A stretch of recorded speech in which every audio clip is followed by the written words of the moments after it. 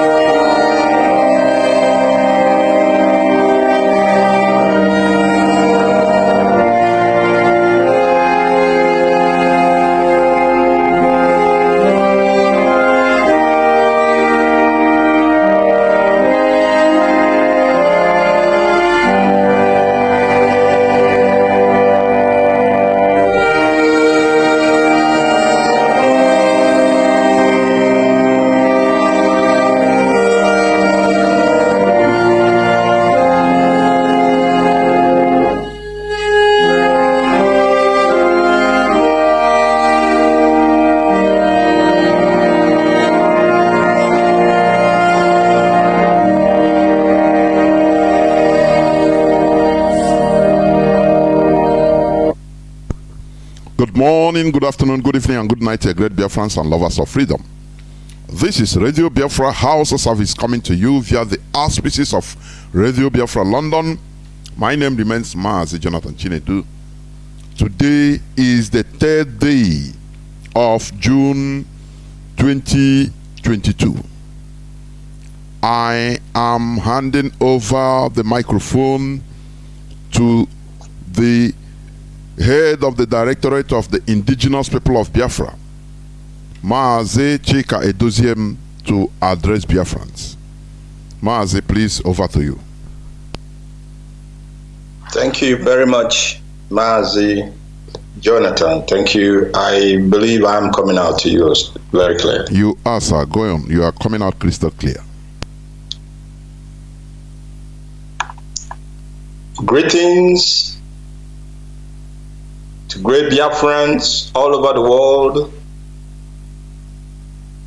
I want to say good night, good morning, good afternoon, and good evening to you, depending on your time zone at this very hour. My name is Mazi Chika Edoziem. I come from Ihe Oma. Ihe Oma is in Olu province of Biafra land. By the grace of Chukwu Okike Abiama, I serve the indigenous people of Biafra in the Directorate of State as the head of Directorate. This very broadcast tonight is the first of a 4-series broadcast that will be made in the coming days and weeks ahead of us. And they are going to focus particularly on the atrocities and the insecurity in Biafra land that some people will call the Southeast. The orchestrated insecurity that is being carried out by the enemies of our freedom. Let me commence with a commendation. Of course, I already brought out a memo to that effect, but because I'm on air tonight, I sincerely and heartily commend IPOB families worldwide for a very successful 30th May 2022 of our remembrance of our Biafran heroes and heroines. I am commending you because we did something different in a way. And the result, the feedback we have been receiving, the attendance during this very 30th of May Heroes Day, Biafran Heroes Day, the feedback is very encouraging because in so many cities around the world, in so many countries, we were able to have in attendance the locals. Now I mean those who own the land where we sojourn, where we reside, as IPOB family members. Therefore, I commend all of you who did excellently well. I commend all of you who, in fact, carried out the instruction as directed, because that is why we are IPOB. We follow instructions as they are given to us. And at the end of the day, like Oyendu will say, just do what we ask you to do. And at the end of the day, you will see the reason why we have asked you to do that to take that very part or to follow that very course of action. And we are very, very glad and happy that we had in attendance very many people who will have ordinarily not have attended our rallies in diaspora. There is a very important event also coming up this very month. All roads lead to Brussels on the 14th and 15th of June 2022. The Biafran, the Amazonian, and the Oduduwa Yoruba Nation 1 million man march comes up on these dates. If you have not yet booked your trip, please do so, because the world must hear us on that day. The world must see us also on that day. And the authorities in Europe, they will also see us, hear us, and know that a people, some nations came to their headquarters to make sure that they are aware of our desire as a nation, as a people, to be free, and also make them to understand and be aware of the atrocities that is being committed on the Biafran people, the Amazonian people, and the Oduduwa Nation, Oduduwa people, by the respective governments where these nations find themselves, albeit unwillingly, at this very moment.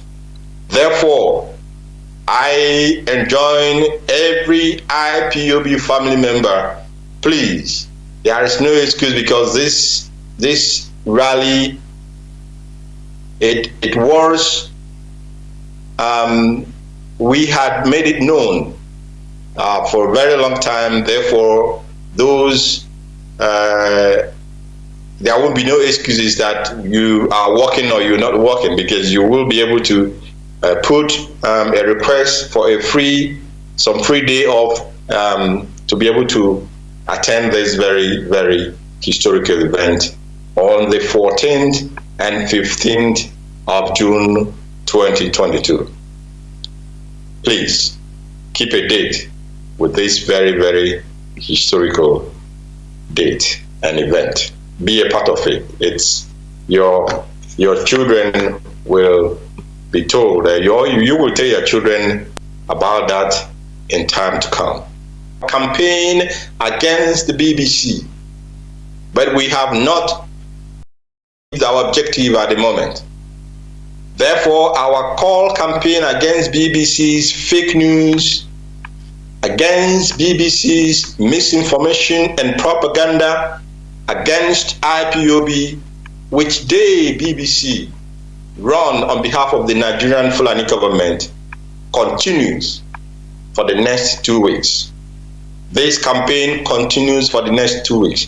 We must not allow anyone to, in any manner, try to intimidate Biafrans, because we know that this generation has a mission ordained by heaven, and we must accomplish it.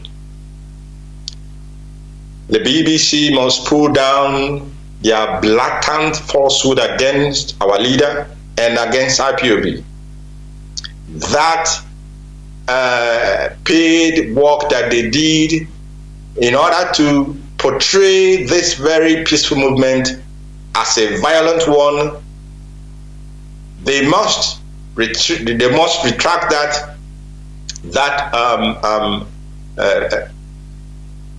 video. They must put it down. They must retract that report, because it is a complete falsehood, and of course we know why they are doing what they are doing. We have to let them know. We have to let them know that this is not 1967 to 1970. And this generation of Biafrans do not take any prisoners. We do not take any prisoners as far as pursuing our Chukwu Kikabiama given right to live as a free people in our land, Biafra, is concerned. We take no prisoners. We must ensure that all hands are on deck. All hands must be on deck. This calls must be made and continue to be made until they pull down that nonsense that they call a report. In fact, it's a shame.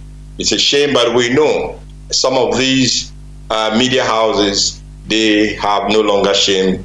If they could lie to the world why 5 million Biafrans were being massacred in the 67, there is nothing else. We will not be surprised what comes out of their sleeves this time around. So, but Biafrans, we are ready for this battle, and we must face it head on and ensure that our story is not in any way corrupted by those who do not wish us well. We must not allow anyone, any person, or institution to distort the true facts in their attempt to demonize our IPOB. Evidence against our leader and in his trials.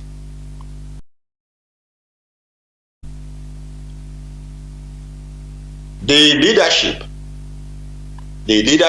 of the indigenous people of Biafra, we had on several occasions, either through this our hallowed platform, the Radio Biafra, that the Nigerian security agencies, be it the army, the police, the DSS, even the one that was formed by the so-called governors of Eastern region, the Bubago, we have continued to alert and let everyone know that all these agencies and security apparatus were all and are still all working together with the Fulani terrorist headsmen. And what are the objectives? That is why I said people must pay attention tonight. We will stay on this issue of insecurity in Biafra land for the next 4 broadcasts, and this will come not just let me say after tonight. In the next 3 days we will again come, because we must make sure that this narrative that they have deliberately brought out in the public domain, that it must not, on no account must we allow it to stick, because then we will have a problem. And I know what of our affairs, because he has ordained that this very family IPOB must come. And of course, our leader, Nnamdi Kanu, he has been given this onerous task to make sure that the children of heaven are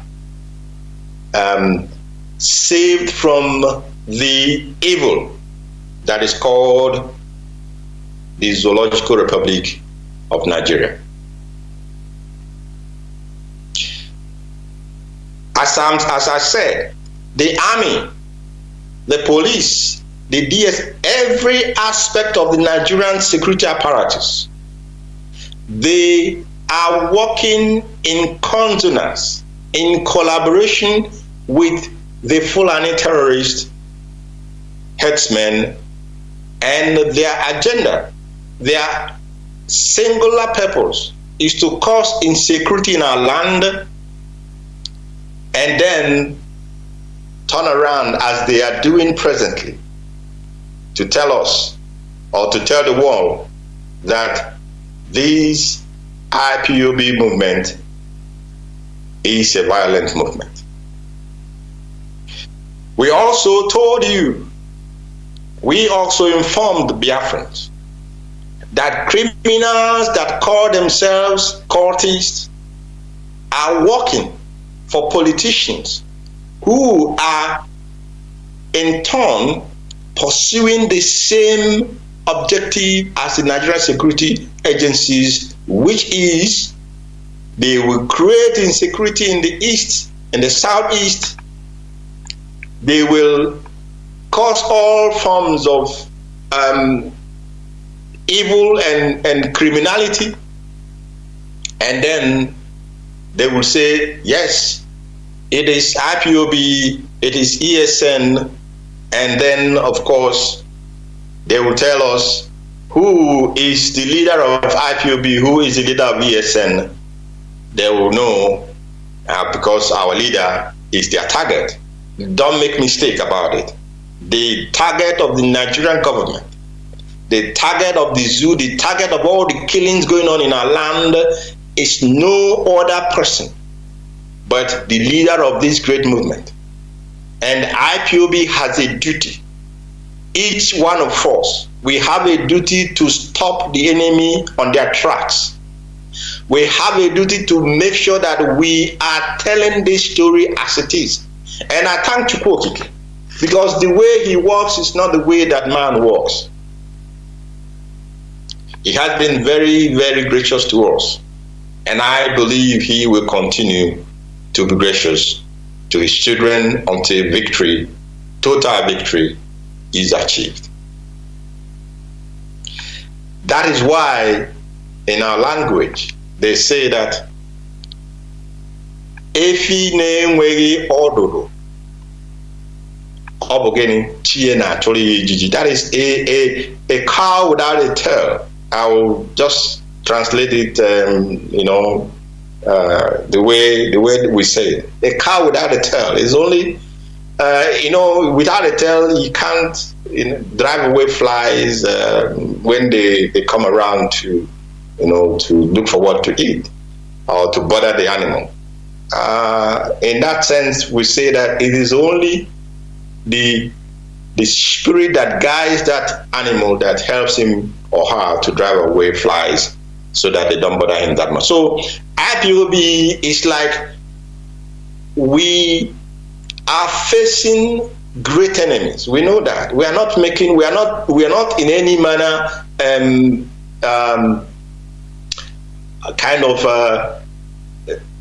belittling what we are facing. We are not. We know what we are facing. We know what we have faced. We know what we have gone through, with what our leader has gone through up to this moment and what he is still going through.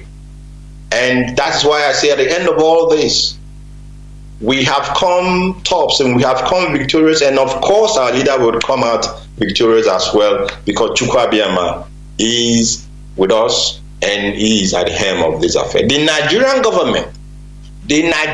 government is the hand behind the insecurity happening in Biafra land, in the southeast. Pay attention. The Nigerian government, no other person. They are responsible, fully responsible for the insecurity in southeast. I'm not saying here, some people will say that, they are merely vicariously liable. No. It's not. This is direct responsibility, because the army is a Nigerian army, the police is a Nigerian police, the DSS is a Nigerian secret security agency, and of course, the Fulani terrorist herdsmen, they are part of the Nigerian government, because we have Miyetti Allah as part of the government, and Miyetti Allah is in charge of the Fulani herdsmen. Therefore, Miyetti Allah is in charge of the terrorist Fulani herdsmen, and they in turn are part of the government. So the Nigerian government is directly responsible for the crimes going on in Biafra land. And they are working, like I said already, in consonance, or the politicians are working in consonance with the Nigerian government. They are pursuing the same agenda. They are afraid. They are terribly scared of the pedigree of our leader, Nnamdi Kanu. But this is not what you die. I mean, you cannot achieve anything by being envious of him or being jealous of him. Heaven has ordained him. You can't stop it. No one can stop it. No one, whether you're born of woman or whatever, you can't stop it, because heaven, whether you're evil spirit or, you can't stop him, because the Almighty, the Creator, has sent him on this very mission, and he must bring it to accomplishing. He must accomplish the job that heaven has assigned to him to accomplish. Last week there was an audio recording of a kidnapped victim. Now listen carefully, and I'm trying to make a kind of an analysis of these very criminal activities and insecurity in Biafra, and for you to understand exactly, so that people will stop looking for you're looking for the reason or the person behind this crimes, while the perpetrators are staring you there on your face. This audio recording of a kidnapped victim, I can't remember now how many of them, and this audio went viral on social media. In that audio, one of the kidnappers, who clearly is a Fulani soldier, because when soldiers speak, when you hear them talk, you will understand that they don't talk like a civilian. They talk like people who have been trained to speak with authority, even though especially when they are speaking with a civilian, you see them try to show that yes, they have gone, so you are bloody civilian, you must listen. So this man, or this supposed kidnapper, was threatening the man whom the victims contacted to help or assist to raise the ransom money that these kidnappers demanded, in order to see if they are lucky, they will be released. If they are not lucky, they will pay the ransom and they will still kill them. This kidnapper was threatening the helper, so to speak, to stop, because this person was asking, where exactly are the location of these, where the victims are, where exactly, he's not asking because he wants to go there and rescue him, no, but he wants to have an idea, where are they? Are they in Anambra or Imo or Abia, or where exactly, which area? And so the military man, this Fulani kidnapper, who is a military officer, got offended and asked him, why is he bothering about where they are? That even if he tells him where they are, Does he think he can come there to rescue him? What do you make of this very statement? This statement only shows one thing, that these kidnappers, they kidnap their victims, they keep their victims either very close to army barracks or they keep them right inside the barracks most of the times. And that's why they will confidently tell you, if I tell you where they are, will you come and rescue them? Now, this is the reason, this very situation that I am now relaying to Biafrans and to the world, is the reason why the military in our land, they are giving security to Fulanis by issuing them what? ID cards, and then they will be residing in the military barracks. And specifically, they will write it there, Fulani identity card. It is these Fulani people that have been given security in the barracks that will either, after usual agreement, they will now go and do the kidnapping, come back and keep the victims where they have to make sure, where they keep them, and then making sure nobody will come there to even try and rescue them. The police cannot go. We had. I will come to that anyway. And then they will begin to demand their ransom. Sometimes they will even tell you, in this Isoch area, they will tell, or some other areas, they will tell you to drop the ransom at a military checkpoint. At a military checkpoint, for you to drop the ransom there. I mean, are people really dumb?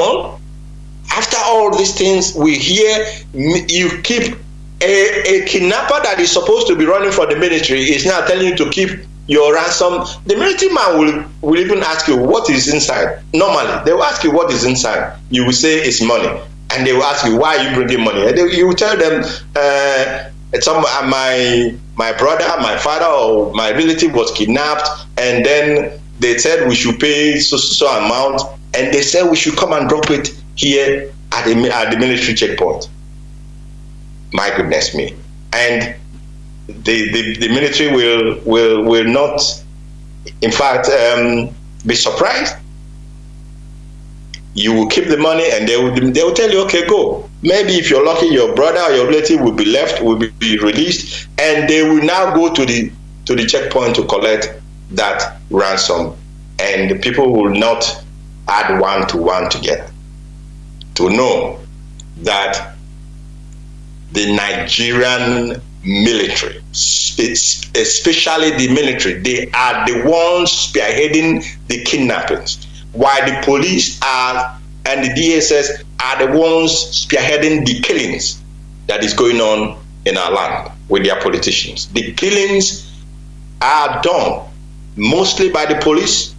I mean, the army, of course, they do their own. They go, of course, to kill and burn villages and communities. That's done. But most of these kidnappings done by Fulani headsmen are in conjunction with the Nigerian military. That is why I said that the Nigerian government is directly responsible. If they say that they are not aware of what their soldiers are doing, then it means that they have lost control, completely control, and they are not even worthy to call themselves government anymore. If you want to deny culpability or deny knowledge of what a whole institution that, like the Nigerian military, is doing, then you have lost the moral ground to continue to call yourself a government that can protect its citizens and its property. Now, there is something very, very peculiar around this Isochi area. Something that we must pay very attention to. Because a lot of victims have also narrated how shortly after they must have passed the army checkpoint at Isochi, they will be attacked a few kilometers from the same army checkpoint by Fulani kidnappers. The only reasonable inference from this scenario that I just mentioned is that the Nigerian army checkpoint now serves as the Fulani kidnappers information outpost, which of course supplies them information on their next target or victim. This is exactly what happened to the Methodist prelate that was also kidnapped. They will because when they come there, when you come where the army is, they will stop you. They will ask you to roll down your glass or whatever and see who is inside. They will see the car you're driving, and then they will conclude, okay, this one can pay ransom, because the target is not just they stop every vehicle there and target, but they know the ones that they target, and the Fulanis that carry out now the real job, they cannot do it without getting first-hand information on their next victim. And this information they get from the army stationed at the checkpoint that are just few kilometers from where these kidnappings take place. And then if you come there to the army and tell them something happened, you will probably be waiting for waiting for heaven to fall for them to even move their hands to do anything, because they are completely in the knowledge of what has happened, and they are waiting to collect their share after the ransom has been paid. We saw as well, we all saw the barbaric murder and beheading of a lawmaker in Anambra State. The Nigerian media went to work after the killing of this lawmaker. I said state assemblyman. The Nigerian media, they went to work. The BBC, they went to work. Their minors, that is the people that they use to work attack IPOB in the social media, they also went to work, attempting seriously to hang the murder of this very man on IPOB. Even some reasonable people began to even think IPOB, it may be true that IPOB, you wouldn't reason to ask yourself, what is the benefit of IPOB? Even how does that help or push our struggle forward? People will not do that. Their senses will go on break or on holiday when this kind of situations present themselves. Now, to show you, Biafrans, that the media are part of the game plan, part of the campaign, part of the agenda to demonize IPOB, because we remember the DSS, it was not very long ago, they had a very, very important meeting with civil society organizations, and then NGOs and some of the media. That is where the part of the duty of the media was, given to them. Any crime that happened in Southeast, it must be IPOB, it must be ESN. Whether there was an investigation or there was no investigation, it does not matter. Just say it is IPOB and continue to say it is IPOB. The world will listen, the world will believe it, and the world will at the end of the day say, these people, IPOB, they are now terrorizing civilians. Therefore, they have become terrorists. We will do what? We will ban them and stop them from operating freely in the diaspora. That is the game plan. And the Nigerian media is fully part of that game plan. Now, the true evil perpetrators, the true people who are the agents of darkness, they are known. Did you hear them? Did you hear the media? Because the investigation is in there. What do you call them? The inter-society and other investigative actions that have been taking place has revealed who were behind the murder, the killing, the beheading of the state assemblyman in Anambra State. Did you hear the media go back and apologize for misleading the people? No way.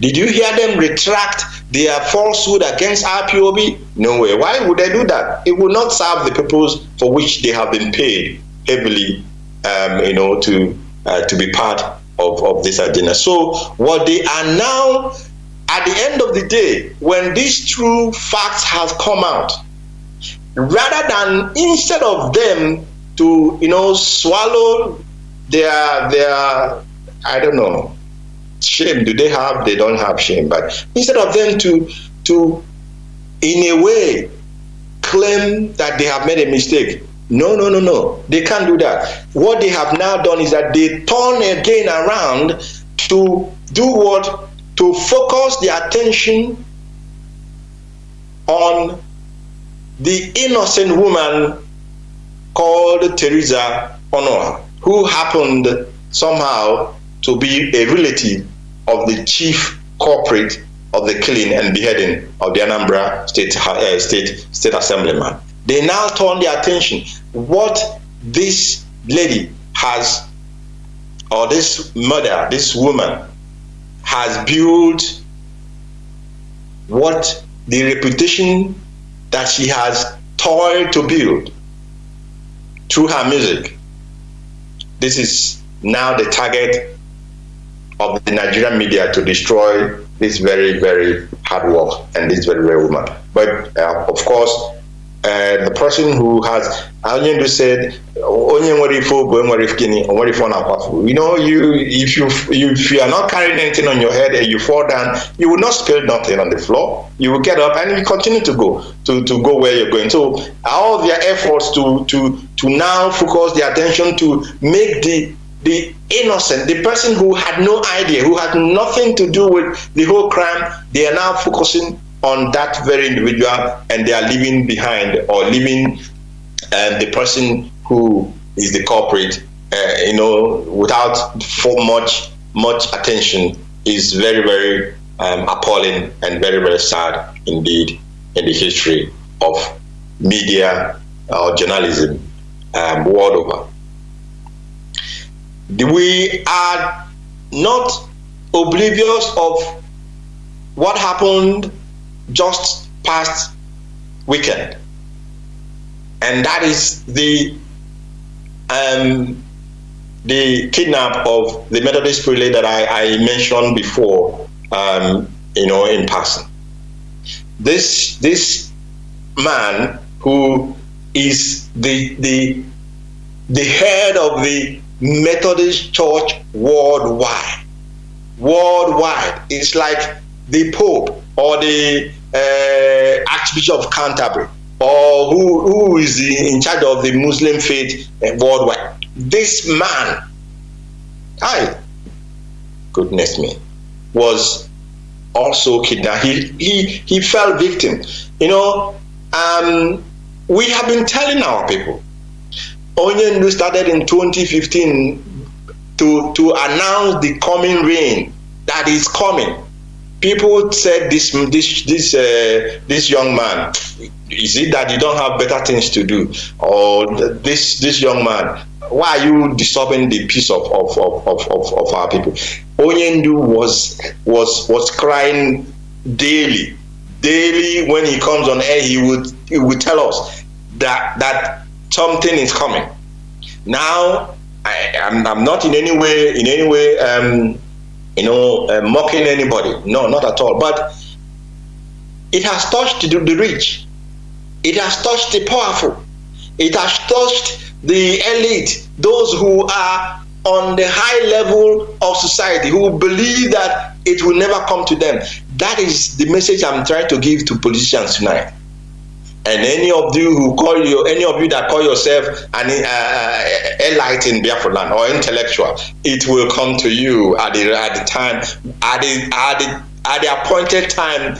They will not make any difference between you and a Biafran who is even supporting this struggle through his or her daily toils with keke or wheelbarrow, or as a driver, or in the market, or the market woman who goes to sell her foodstuffs in her market. They will not make any difference between the two of you, because you will even be the one that they will easily, once they see you, they will take it because you will give them money. The money you will give them in our land is the money they have said they are going to use it to do what? To buy more weapons. Weapons. To do what with these weapons? They will come and massacre all of us. All of us. You will not even, the time when it begins, you will not even have the time to go to remember that you have a private jet. It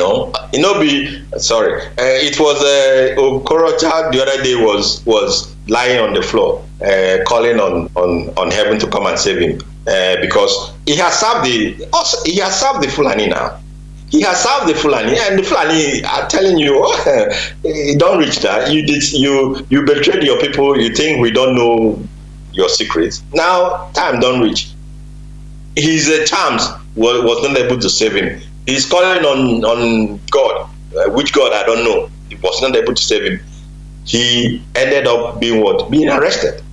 So my point is that this very prelate, a man of high respect, I'll give it to him, because when you are the leader of millions of adherents to a particular religion, you are a man of respect. So he fell victim like an ordinary one of us, but he was lucky.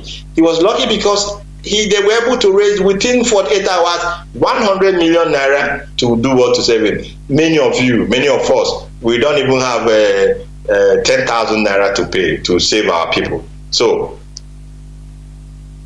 we are what? We are all in this hot water together. And the earlier we realize that, and the earlier we join forces together, whether you are an elite or you are an intellectual or intellectual, whatever you call your name, or politician, the earlier we join hands together and support the leader of this great movement, Nnamdi Kanu, and ensure his immediate unconditional release from the dungeon, it will come. It will come to all of us.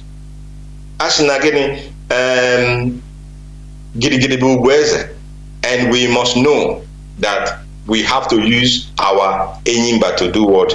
To save our land, save our children, save our generation, save our future, and save the unborn generation. Otherwise, they will be coming and picking all of you one by one, and then, of course, because they have put the enmity between us, nobody can speak for the other. They will be picking us one after the other as a sniper picks his enemies on the war front. So this is what the Nigerian government planned very, very well. They planned it, and now that their plan is being executed, they are trying to divert your attention from the real culprits. They are trying to divert your attention from the people that they are using to commit these crimes, and they are focusing on the only movement, the only standing movement between them and your total Islamization and your total destruction. And that movement is the indigenous people of Biafra, IPOB worldwide, led by Nnamdi Kanu. Do you know, when this thing happened to this His Eminence, the Methodist prelate, the Kanu, which is the Christian Association of Nigeria, the Kanu, in fact, they will have even said IPOB was responsible. But like Chukwu Abiyama is in charge, now that the victim has said it with his own mouth, who were responsible, Kanu has lost its voice, and Kanu's totally fake concern for the well-being of Christians in Nigeria, you can see it from this very, very incident that happened to one of them. Kanu, Christian Association of Nigeria, and the Nigerian media, they no longer know how to pronounce Fulani, because now it is known that Fulani are the people responsible. They will not even call their name. But if it is to say IPOB was responsible, they know how to call IPOB. They know how to call ESN. But all of you, your time is also coming. Your time is also coming. They dare not mention Fulani in any way. The media will not, because they are working for the same master, and that master they are working for is the Fulani Caliphate. That is why they have gone after a police officer who was brave enough to even say that the people who are kidnapping in this Isoch area and Imo State and the Biafra land as a whole, that they are Fulanis. Now they are threatening him with brimstone and fire. But we shall see. We have been trying to make our people understand what is coming. And heaven will bear us witness that we tried. We have been, consistently informing Biafrans of the danger ahead and the plans those that hate their existence have for them, and they hate you for no just cause. We have been telling you what is coming, but our people will again say, if you tell the ear and he did not hear, when you cut off the head, what happened? The ear will not stay on the neck; it will go with the head that is cut off. And we will continue to educate. We will continue to inform, and of course, we will continue to defend our land, the institution that our leader has put in place to defend the territory of Biafra land, the Eastern Security Network. They will continue to defend the land against these marauders, against those who have invaded our land to take it by force and to destroy our heritage. We will not. We're not making any apologies about this.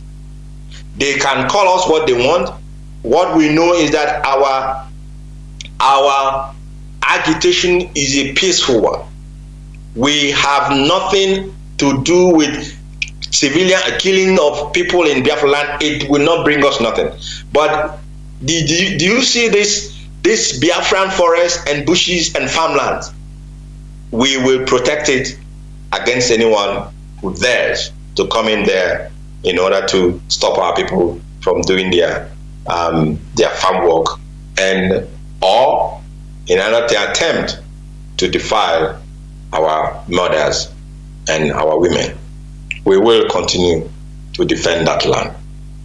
IPOB and I'm saying this without any equivocation. I am saying it not out of boast or anything. IPOB is the only reason, I want to repeat that the zoo called Nigeria has not totally and completely been Islamized yet and brought under total Sharia rule.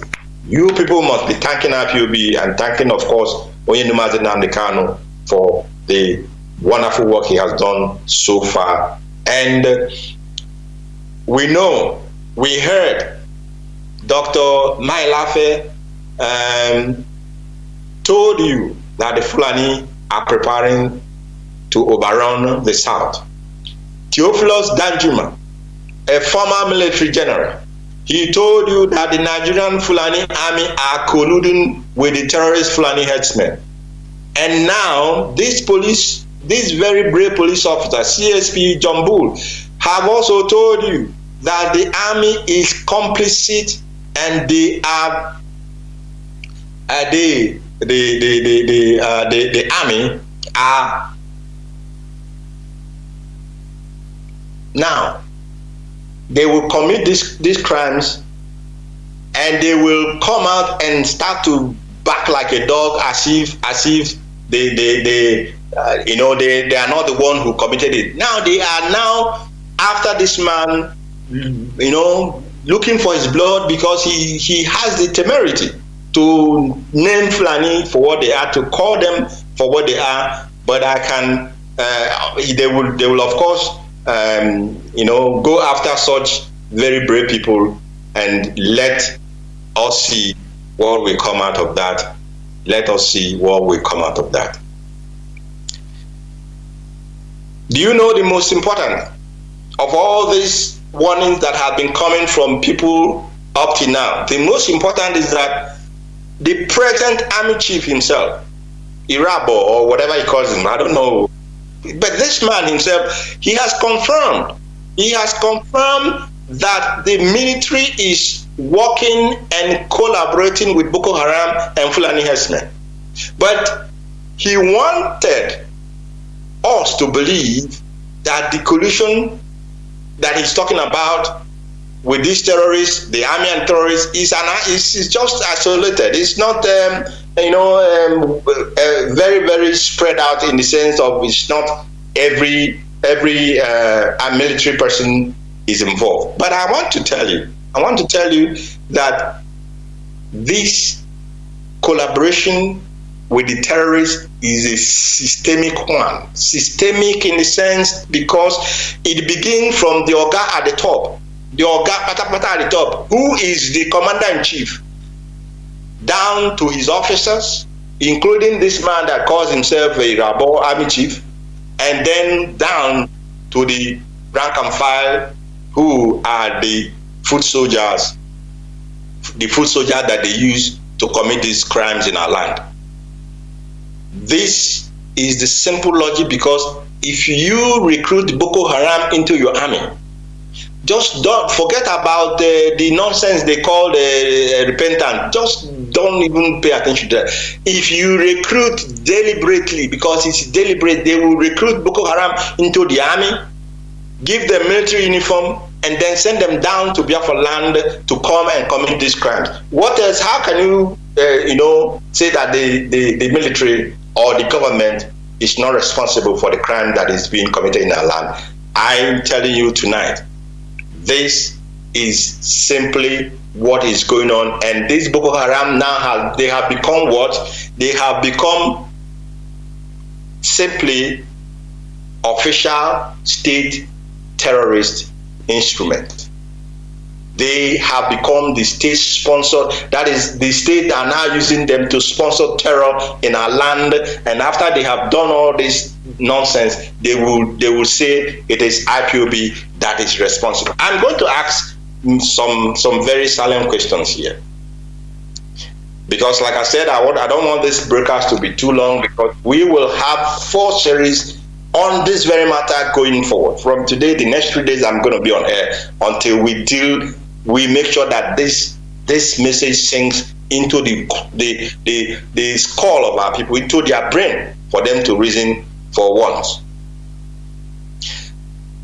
understand, our people and the international community must understand that the enemies of Biafra, the enemies of our freedom, they first of all instigate this insecurity, and then they will capitalize on it, the killings and all that is happening, to blackmail IPOB. And I said they will blackmail IPOB, but the target is not really IPOB. The target is who? Mazi Nnamdi Kanu, the supreme leader of the indigenous people of Biafra.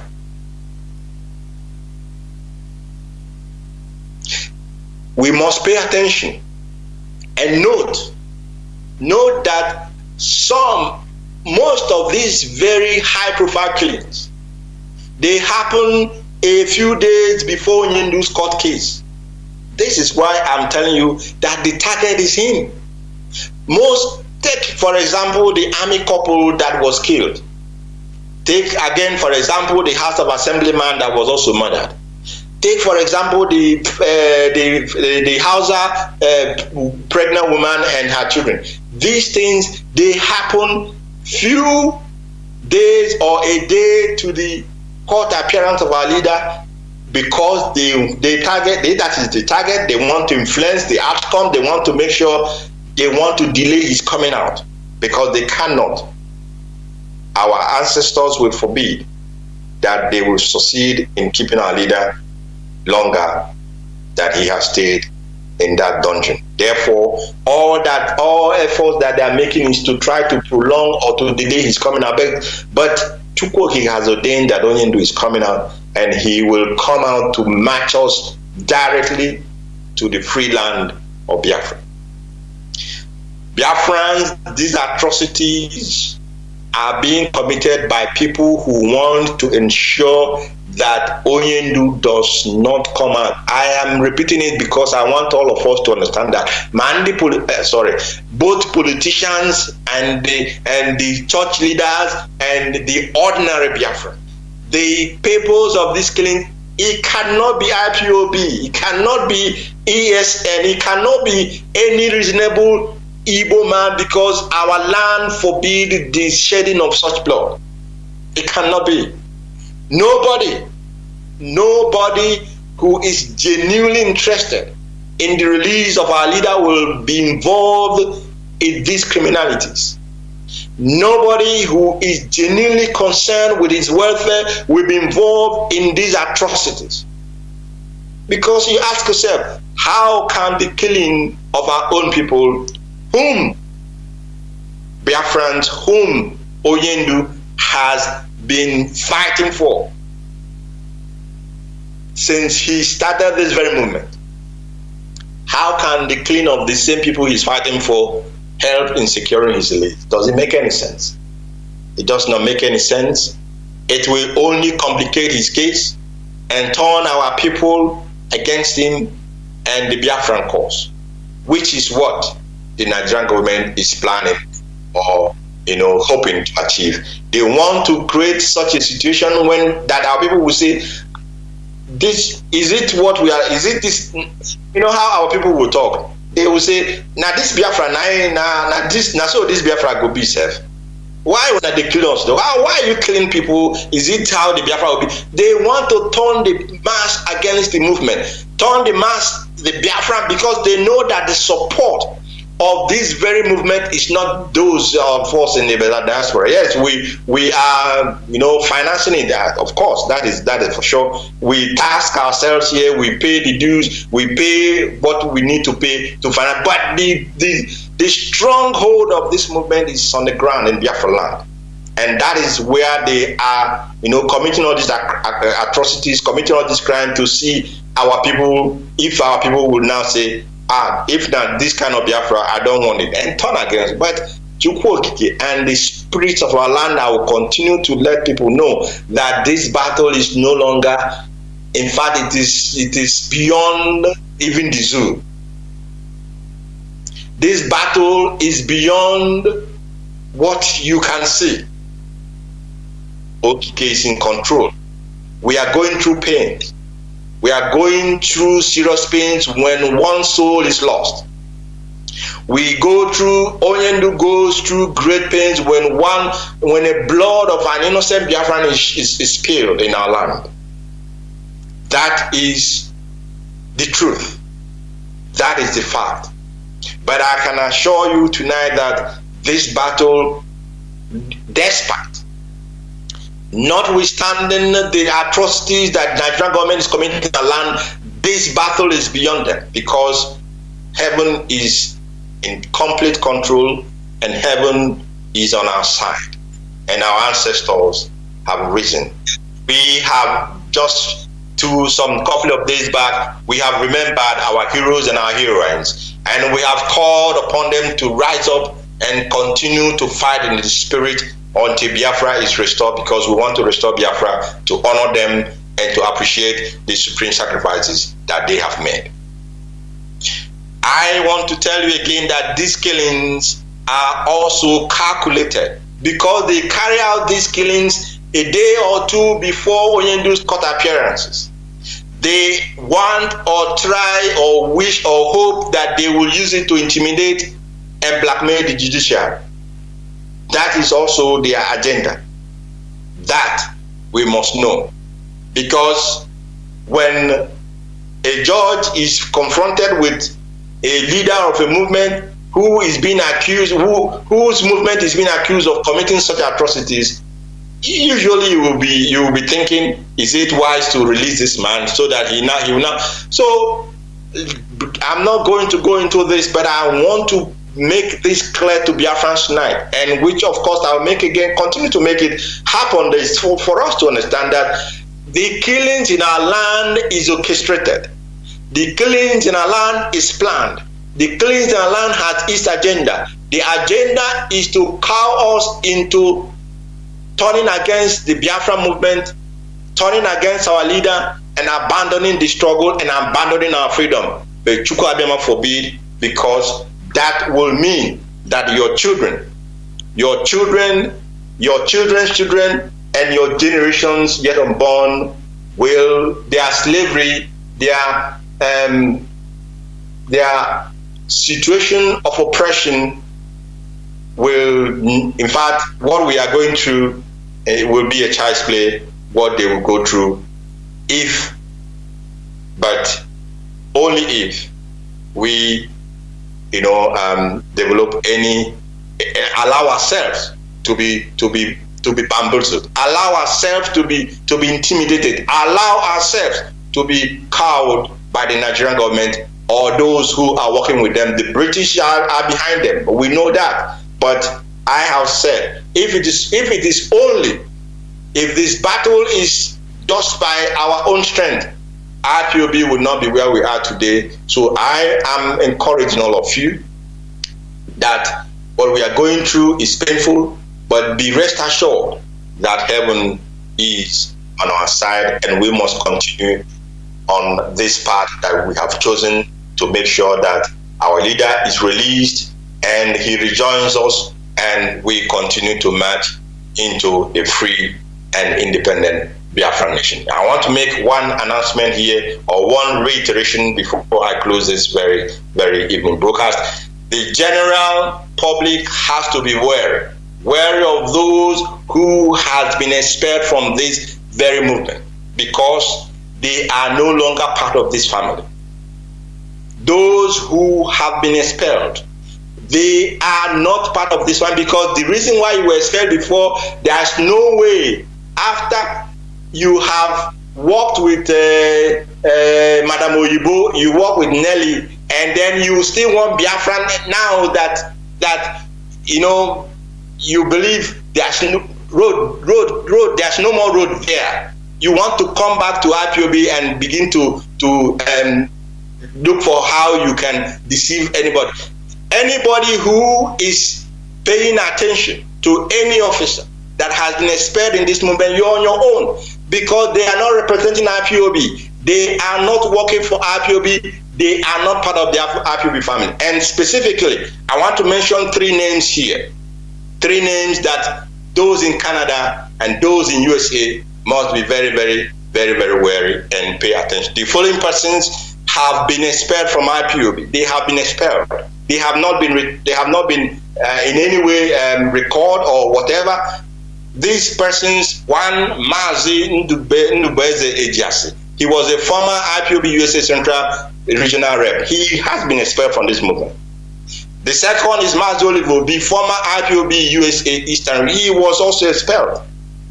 And the third is Mazi Chika Edoziem, former Ontario Regional Rep. He was also expelled. These people were the people who were collecting IPOB money, ESN money, so to speak, ESN money, and we are giving it to Madame Oyibo, giving it to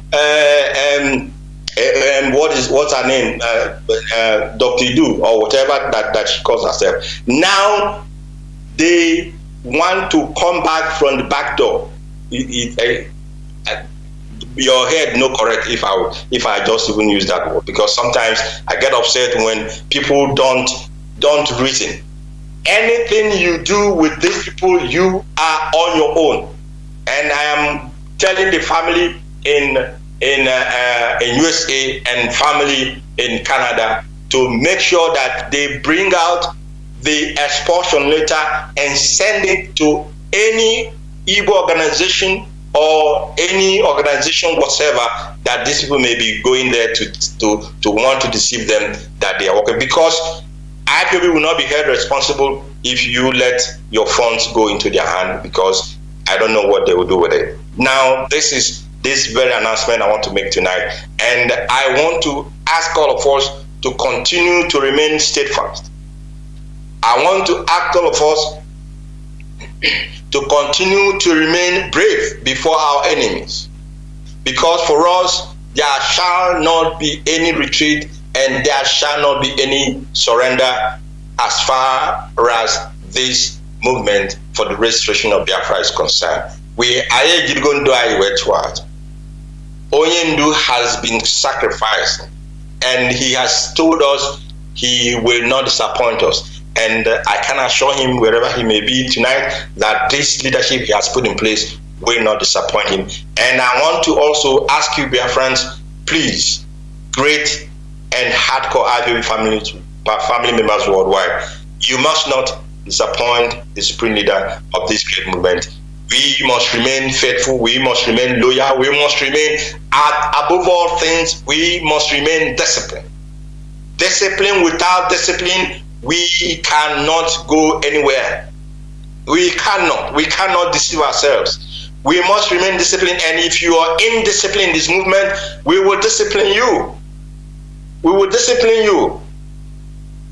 That is how it is, and that is how it will remain until, of course, as we work tenaciously, as we work assiduously to ensure that Onyendu Mazi Nnamdi Kanu is free from the hands of our enemies and from the hands of those who hate us, and rejoins this very global family to continue this work that heaven has endowed him with from where he stopped it. Biafra for us is not just a name. Biafra is for us not just our identity. Biafra is our being, yes, all right. Biafra is also not just our heritage. Biafra for us is the spirit that is in us. Without Biafra, we are nothing. Without Biafra, we are nobody. Without Biafra, we are dead. And Biafra, of course, is the religion that we, the great indigenous people of Biafra, it is the religion that we practice. And Chukwu Abiyama is him to whom we give all honor, to whom we give all glory, to whom we bow down and worship. From me tonight, I want to say, may Elohim Chukwu continue to abide with you. May he continue to guide you and preserve you. And please, we must continue in our supplications to Chukwu Abiyama, and of course, in our supplications to our ancestors to continue to preserve, to protect, to guide, and to strengthen Onyendu Mazi Nnamdi Kanu, and to make sure he rejoins us sooner than later. From me, I want to say to you, may you sleep well and good night. Yeah. Thank you so much.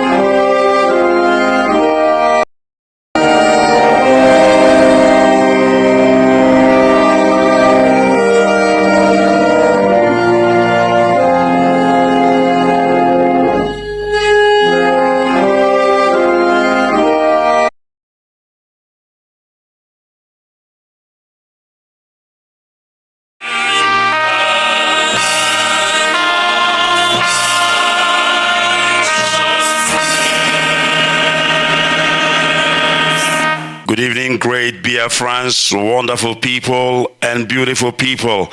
I welcome you this evening. It is the day that Chukwu Kikabiama have made. My name is Mazi Chika Edoziem.